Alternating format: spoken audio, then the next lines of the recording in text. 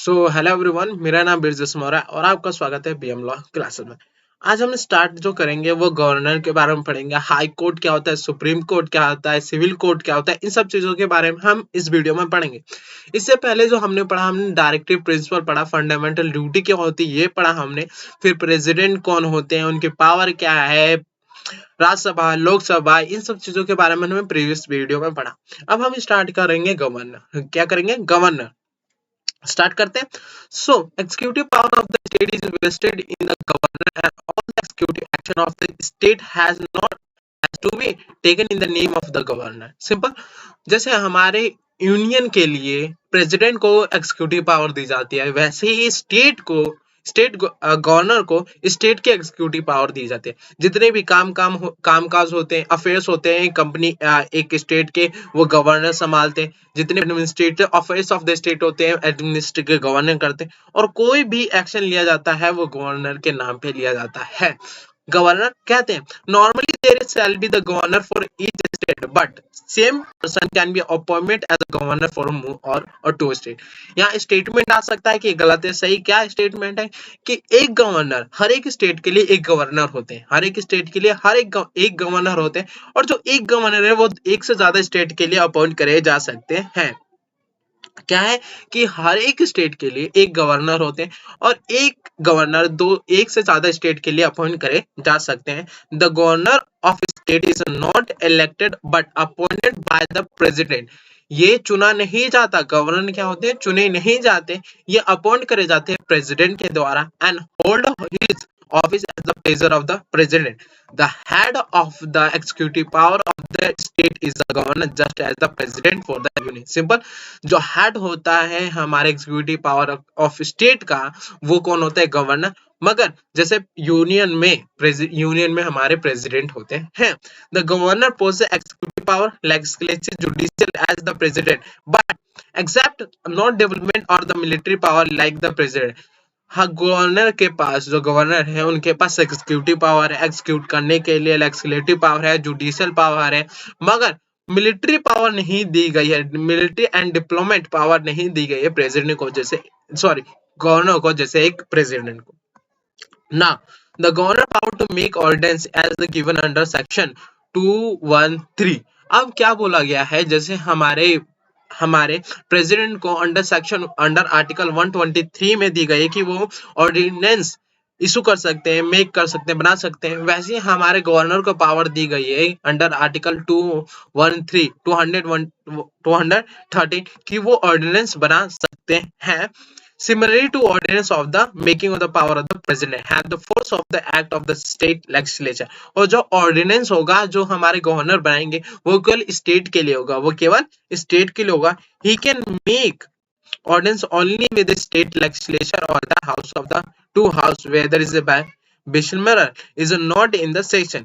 जब हमारे house of Rajya Sabha और लोकसभा कब नहीं होंगे हमारे यहाँ पे स्टेट लेजिस्लेचर की बात करिए और आयता ऑफ द टू हाउस, हमारे जब counselling, legislative assembly, legislative counselling जब हमारे उसमें सेशन में नहीं होंगे, वर्क नहीं कर रहे होंगे, तब गवर्नर के पास पावर है कि वो ऑर्डिनेंस इशू कर सकता है। He must just satisfy the circumstances exist with the render in necessity to make immediate action। वो satisfy करेंगे कि जरूरी है उस एक्शन ऑर्डिनेंस को बनाना, तभी वो ऑर्डिनेंस इशू कर सकते हैं। The exercise this power the governor must act with the act and the advice of the counseling of the minister। और जब कभी भी ऑर्डिनेंस बनाएंगे एक गवर्नर, तो वो पहले एडवाइस लेंगे किससे? काउंसलिंग ऑफ मिनिस्टर से। But in the following cases the governor cannot promulgate any ordinance without the instruction of the president। इसमें क्या है कि जब कोई भी गवर्नर ऑर्डिनेंस बनाएंगे तो वो काउंसिलिंग ऑफ मिनिस्टर से एडवाइस लेंगे। बट ये जो तीन कंडीशन दे रखे हैं, यहाँ पे उन्हें कंसेंट लेना पड़ेगा, इंस्ट्रक्शन लेना पड़ेगा प्रेसिडेंट का। किसका? प्रेसिडेंट का। कब? Bill containing the same provision would under this constitution have required to be previous section of the president. अब हर एक बिल जो प्रेसिडेंट बना सकता है, उसकी तरह सेम प्रोविजन एप्लीकेबल हो रहे हैं उस बिल में, तो उन्हें पहले प्रेसिडेंट से सहमति लेनी पड़ेगी, इंस्ट्रक्शन लेना पड़ेगा। He would have been deemed necessary to reserve a bill containing the same provision consideration of the president. अब कोई भी जरूरी है बिल बनाने के लिए जो बिल को सेम प्रोविजन मिलते हैं कंसिडरेशन ऑफ द प्रेसिडेंट, तब उन्हें कंसिडरेशन लेना पड़ेगा प्रेसिडेंट का। और act of state legislation containing the same provision would under this constitution have invalid under the have been reserved for the consideration of the president it shall be receive assent of the president। इन तीनों condition में उन्हें पहले instruction लेना पड़ेगा president का हर एक governor को। अब बात करते हैं हम हमारी द जुडिशरी। हमारी अभी एग्जीक्यूटिव एडमिनिस्ट्रेटिव पावर की बात हो रही थी, जो था हमारे गवर्नर, और कौन थे एग्जीक्यूटिव एंड कौन थे हमारे उसमें प्रेसिडेंट थे। इसमें एक पॉइंट छोड़िए यहाँ पे, ordinance must be laid before the state legislation. तो हमारा ऑर्डिनेंस अगर गवर्नर बनाते हैं तो हमें स्टेट लेजिस्लेशन पे लाना पड़ेगा बिफोर, जब वो रीअसेंबल होगी, क्योंकि ऑर्डिनेंस पावर गवर्नर को तभी दी जाती है जब हमारा house of parliament, house of जो स्टेट लेजिस्लेचर है वो सेशन में नहीं हो, काम नहीं कर रहे हो, तब स्टेट गवर्नर को पावर दी जाती है कि ऑर्डिनेंस इशू कर सकते हैं। तो जब रीअसेंबल होगी उसके सामने ले जाना होगा and shall automatically cease to be have effect expiration of 6 week। या फिर अगर वो रीअसेंबल नहीं हुई, हाउस ऑफ पार्लियामेंट हमारी लेजिस्लेटिव असेंबली हमारी सेशन में नहीं आई, तो उसके बाद उसके 6 वीक के बाद उस ऑर्डिनेंस की कोई वैल्यू नहीं हो जाएगी, उसका एक्सपेक्ट खत्म। अब टाइप ऑफ जुडिशरी की बात करते हैं। जुडिशरी, सुप्रीम कोर्ट सबसे पहला दिया हुआ है, सबसे पहला सुप्रीम कोर्ट।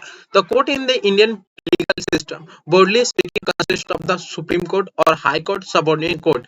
हमारे लीगल सिस्टम में तीन कोर्ट बताए गए हैं, पहला supreme court, high court and subordinate court. The supreme court which is the highest court in the country, जो सुप्रीम कोर्ट है वो हाईएस्ट कोर्ट है। हर एक स्टेट में, हर एक कंट्री में एक सुप्रीम कोर्ट होते हैं, एक सुप्रीम कोर्ट होता है for the both matter of ordinary and the interpreting the constitution.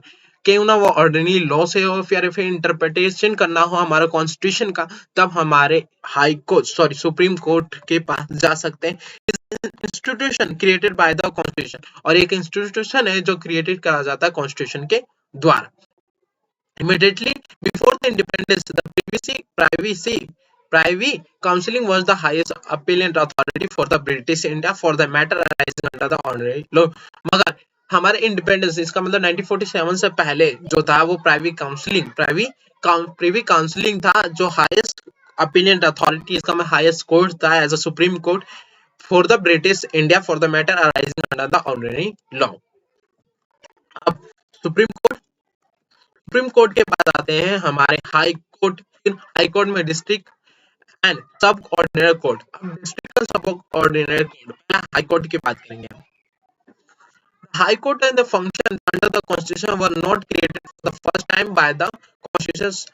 जो हाई कोर्ट के कुछ फंक्शन थे वो कॉन्स्टिट्यूशन द्वारा पहली बार में नहीं बनाए गए थे। Some high court existed before the constitution आने से पहले कुछ हाई कोर्ट पहले से थे। Although, हालांकि some new high court has been created after the 1950, the high court in the British India was established first under the Indian High Court Act 1861।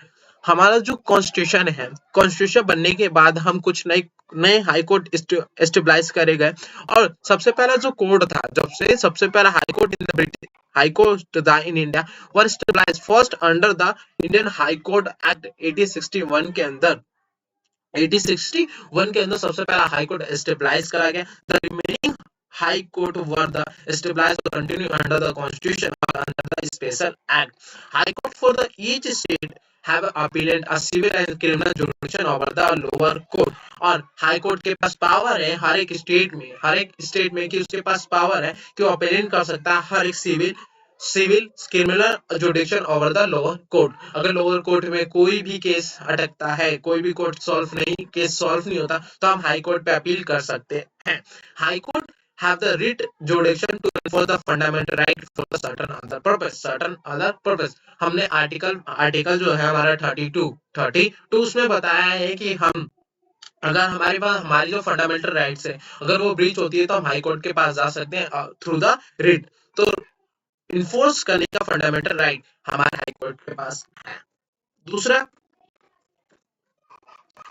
Some high court जैसे Bombay, Kolkata and Delhi have only original civil jurisdiction, that is the jurisdiction trial regular civil suit for their respective cities. High Court can also hear the reference made by the Income Tax Appellate Tribunal under the Income Tax Act and the other tribunal. जो high court है हमारे पास, high court वो जितने भी income tax appellate tribunal से cases हैं, reference वो भी सुन सकता है, वो भी सुन सकता है हमारा एक high court. It should be added the jurisdiction, और हमारे अगर हमें कोई भी फंडामेंटल राइट ब्रीच होता है तो हम हाई कोर्ट पे जा सकते हैं। और वो किसे ब्रीच करेंगे?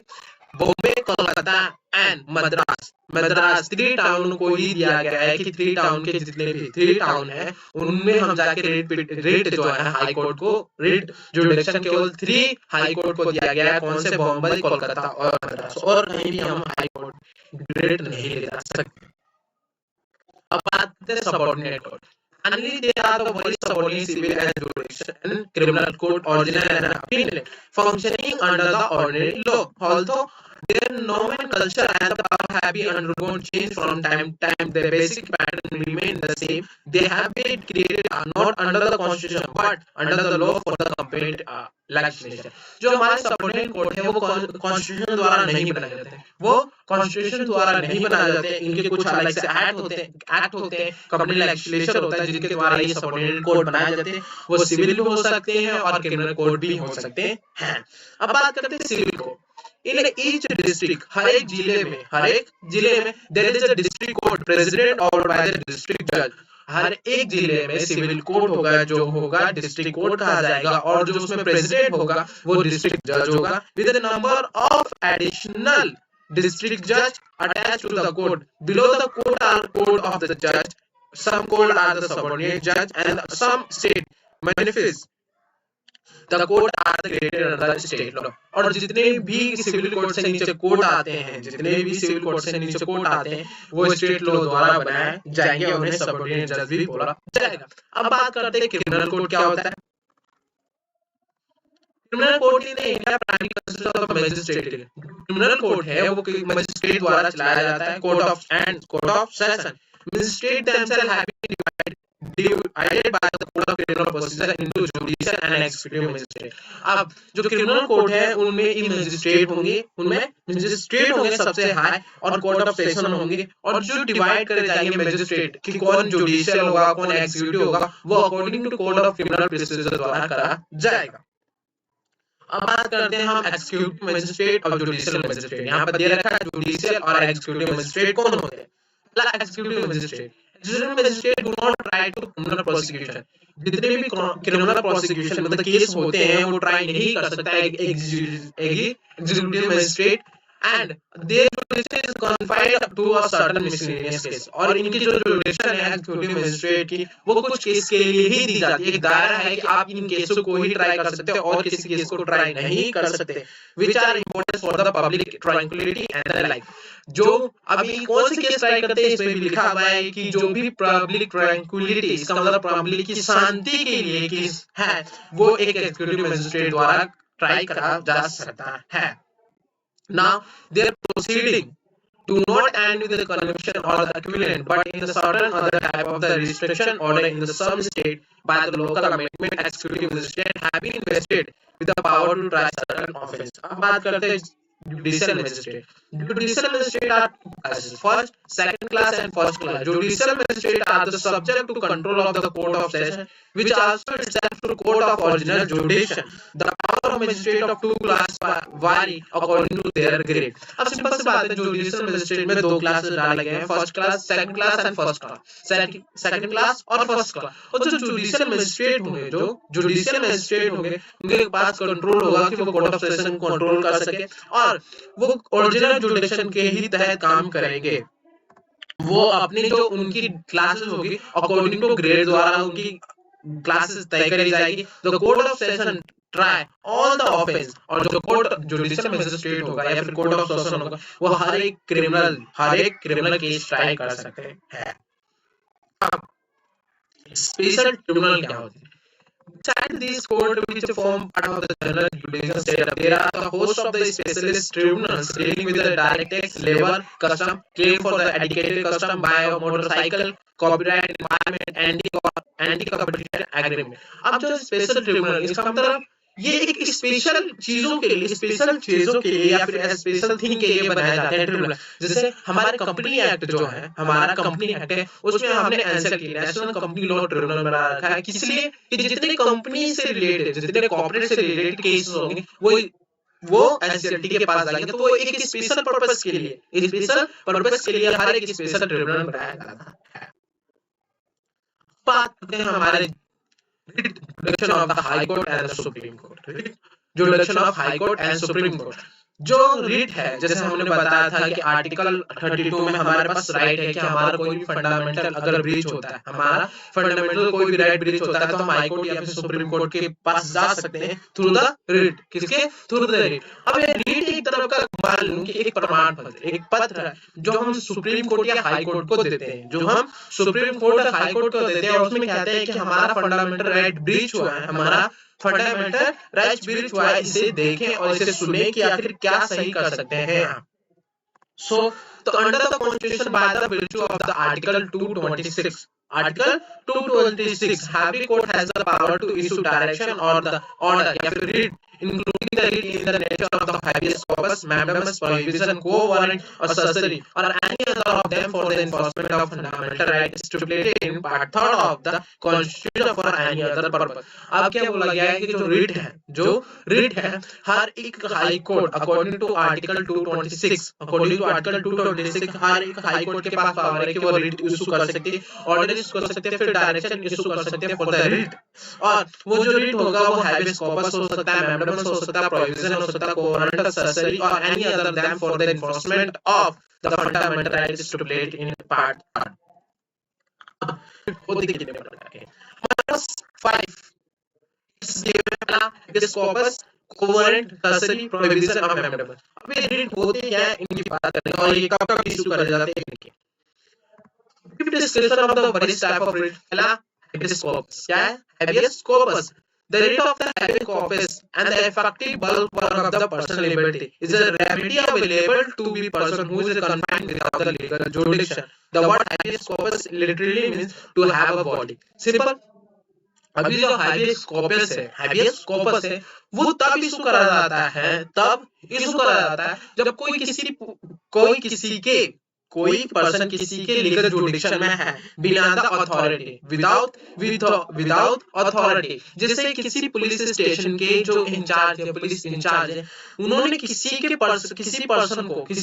पर्सन को रख रखा है जेल में विदाउट अथॉरिटी। जितने हमारा होता है कि 24 आवर के अंदर हमें मजिस्ट्रेट के सामने ले जाना होता है, तो मजिस्ट्रेट के सामने वो 24 आवर के पास नहीं ले गए, अभी भी उसको रख रखा। तो जो हाई कोर्ट होता है वो हैबियस कॉर्पस इशू करेगा और बोलेगा टू हैव द बॉडी। इसका मतलब आप बॉडी जो है, जो इंसान है आपने ले रखा अभी भी अपने लीगल जुरिडिक्शन में, उसे सामने लाए मजिस्ट्रेट के, तो उसे बोलते हैं habeas corpus. Where the prima facie case for the issue of writ has been made, the court issue rule in issue upon the relevant authority to show cause why the writ should not be issue। और वो बोलेंगे, जो court habeas corpus पहले notice देंगे कि आप बताइए कि हम क्यों नहीं आपके अगेंस्ट हैबियस कॉर्पस इशू कर सकते हैं। हम क्यों करेंगे? क्योंकि अभी आज तक आपने बॉडी नहीं लाया 24, अभी भी आपने इलीगल जुरिडिक्शन में रखा है। तो हैबियस कॉर्पस का मतलब सबसे पहले यहाँ पे टू हैव द बॉडी, इसका मतलब किसी पर्सन को मजिस्ट्रेट के सामने या फिर कोर्ट के सामने लाना बोलेगा, कोर्ट बोलेगा टू द रिट। अब करते हैं मैंडेमस। मैंडेमस का मतलब होता है literally command. Literally means command. क्या होगा? कमांड। अब इसमें जो दिया है, the writ command is a command issue to direct any person, corporation, inferior court या फिर government requiring him or it to do particular thing specific there which pertain to his or his office and further in the nature of the public duty. Simple सी बात है, mandamus क्या है? एक तरह का कमांड है। किसको कमांड कर सकते हैं? किसी भी पर्सन को, किसी भी कॉर्पोरेशन को, किसी भी इंफीरियर कोर्ट्स को या फिर गवर्नमेंट को, कि जो उन्हें काम दिया गया है, जो उन्हें काम दिया गया है वो काम वो करे, जो उन्हें काम दिया गया है, जो ड्यूटी दी गई है, काम आपको करना चाहिए, वो काम उनको करना चाहिए, या फिर पब्लिक ड्यूटी के लिए वो आपको करना है, वो एक तरह का कमांड है, उसे हम मैंडेमस बोलते हैं। The writ used with the inferior tribunal has been designed to exercise the jurisdiction restored to sorcery and prohibition arise when the tribunal was wrongly exercised jurisdiction or exercise jurisdiction and available only under the judicial quasi judicial body। तो हमारा क्या था, mandamus का मतलब क्या था, command, command. अब बात करते हैं प्रोहिबिशन। अब क्या बात करते हैं, prohibition. Rate provision issued inferior court, किसे इशू करा जाता है, इंफीरियर कोर्ट को, किसे इशू करा जाता है, इंफीरियर कोर्ट को, preventing the latter from the यूसुप्रीम jurisdiction which is not legally vested in it. अब क्या है, जो हमारा प्रोहिबिशन है, जो प्रोहिबिशन रेट है, वो किससे करा जाता है, इंफीरियर कोर्ट को, इंफीरियर कोर्ट को। जो इंफीरियर कोर्ट को क्यों से करा जाता है, जो उसे पावर दी ही नहीं गई है, उस पावर को वो इस्तेमाल कर रहा है, उस पावर की संख्या है। जैसे अगर बात कर जाए कि हम जितने भी सबऑर्डिनेट कोर्ट हैं, जितने भी सबऑर्डिनेट कोर्ट हैं, उनके पास पावर नहीं है, सेशन ऑफ जज के पास पावर नहीं है कि वो इम्प्रिजमेंट फॉर लाइफ या फिर डेथ की जो पनिशमेंट है वो नहीं दे सकते, मगर वो अपनी पावर से ज्यादा, अपनी पावर से ज्यादा बाहर जा रही है, जो पावर दी नहीं गई, वो इम्प्रिजमेंट की सजा दे रही है। तो ऐसा प्रोहिबिट करा जा सकता है किसी भी सुपीरियर कोर्ट, हाई कोर्ट द्वारा करा जाएगा कि आप वो पावर यूज नहीं कर सकते, जो आपको पावर दी ही नहीं गई, उसे मना करा जाएगा। बात करते हैं हमारा सरसरी है।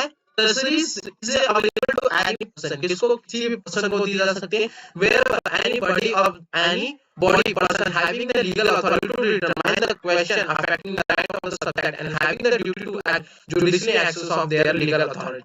जो प्रोहिबिशन है, तो प्रोहिबिशन रेट है, वो किसी इंफीरियर कोर्ट को दी जाती है, किसी इंफीरियर कोर्ट को इशू करी जाती है। मगर जो सरसरी है वो भी एक तरह का प्रोहिबिशन ही होता है, मतलब किसी पर्सन को रोकना। मगर यहाँ पे इंफीरियर कोर्ट की जगह कोई भी एनी बॉडी हो सकता है जिसके पास लीगल अथॉरिटी है, जिसके पास लीगल अथॉरिटी है, उससे बोला जाएगा कि जो आपको राइट दी है उससे आगे ना जाए, जो राइट है आपके पास, जो लीगल अथॉरिटी उसी के दायरे में वर्क करे, वो सरसरी इशू करी जाती है।